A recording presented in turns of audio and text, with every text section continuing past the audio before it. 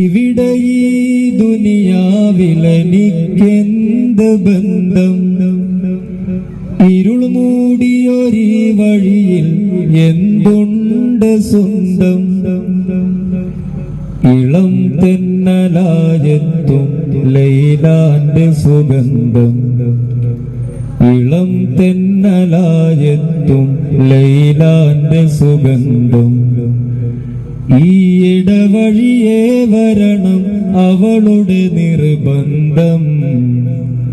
ഭ്രാന്തായാൽ എന്ത് സുഖം? സക്കറാത്തുൽ മൗത്തെന്തു രസം. ഭ്രാന്തായാൽ എന്ത് സുഖം? സക്കറാത്തുൽ മൗത്തെന്തു രസം.